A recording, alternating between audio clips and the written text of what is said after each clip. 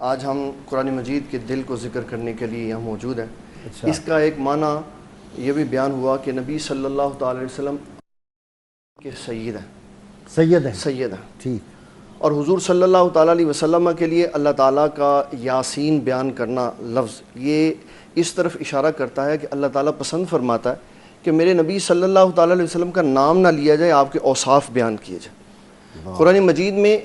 مختلف انبیاء کا جب ذکر ہوا تو اللہ تعالیٰ نے یا موسیٰ، یا ابراہیم نام لے کے کہا، یا آدم، اور حضور پاک صلی اللہ تعالیٰ علیہ وسلم کی جب باری آئی تو نام بتایا لیکن زیادہ اوصاف بیان کیے، اور فرمایا لا تجعلوا دعاء الرسول بینکم کدعاء بعضکم بعضا،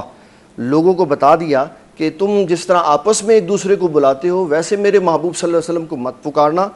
اور اس کے تشریح میں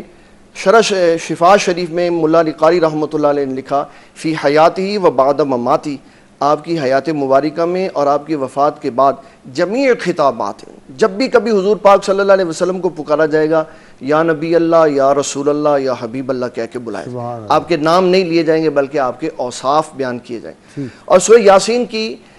تفسیر میں علامہ اسماعیل حقی رحمۃ اللہ علیہ نے ایک بڑا بے مثال قول بیان کیا۔ ارشاد، آپ فرماتے ہیں قیامت والے دن جب جنتیوں کا فیصلہ ہو جائے گا، جنتی جنت میں چلے جائیں گے، تو اللہ تعالیٰ ایک مقربین کی، سارے جنتیوں کو نہیں، جنتیوں میں سے جو مقربین کی ایک جماعت، وی آئی پیز ہوں گے، جی جو وی آئی پیز ہوں، اولیاء اللہ ہوں،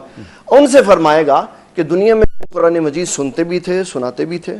آج میں رب ہو کہ تمہیں خود قرآن سناتا ہوں، سبحان اللہ، میں رب ہو کہ تمہیں خود قرآن سناتا ہوں۔ تو نبی صلی اللہ تعالیٰ علیہ وسلم ارشاد فرماتے اللہ تعالیٰ سورۃ الفاتحہ، سورۃ طٰہٰ اور سورۃ یاسین کی تلاوت فرمائے گا، اور جب اللہ تعالیٰ کے مقرب بندے ان آیات کو سنیں گے تو کہیں گے یا اللہ ہمیں تو ایسے محسوس ہوا ہم نے نہ کبھی قرآن پڑھا نہ کبھی سنا، اتنا لطف ان کو حاصل۔ اور جو بھی آپ ابو جہل اور ابو لہب کی باتیں بیان کر رہے تھے، ولید بن مغیرہ کی، یہ وہ لوگ ہیں جو نبی صلی اللہ تعالیٰ علیہ وسلم پر ہر لمحہ حملے کے لیے تیار رہتے تھے، تو انہوں نے کہا اگر حضور صلی اللہ تعالیٰ علیہ وسلم ہمیں نظر آئے آپ تلاوت کی تو ہم حضور پاک صلی اللہ تعالیٰ علیہ وسلم پہ حملہ کر دیں گے۔ ٹھیک، جب آواز آئی سورہ یاسین کی تو گئے، تو آواز آ رہی تھی، آپ نہیں نظر آ رہے تھے۔ اچھا، اس پہ 3 محدثین نے باتیں بیان کی۔ نمبر 1 کہ ایک دفعہ آپ نظر نہیں آئے، دوسری دفعہ آپ گئے تو حملہ کرنے والوں کو جرأت نہیں ہو سکی، ٹھیک، تو پوچھا کہ تم تو حملہ کے ارادے سے گئے تھے تو کیا ہوا؟ کہا کہ اندھے ہو گئے، ایک دفعہ اندھے ہو گئے، دوسری دفعہ کہا ہمیں شیر نظر آیا، اچھا، کہ اگر ہم قریب گئے تو شیر ہمیں چیر پھاڑ دے گا، تیسری دفعہ کہا کہ ہمیں ایک آگ کی خندق نظر آئی کہ اگر ہم آگے گئے تو جل جائیں گے۔ تو یہ نبی صلی اللہ تعالیٰ علیہ وسلم اور سورہ یاسین کی تلاوت کا نتیجہ ہوا کہ اللہ تعالیٰ نے حفاظت فرمائی، اور جب نبی صلی اللہ تعالیٰ علیہ وسلم نے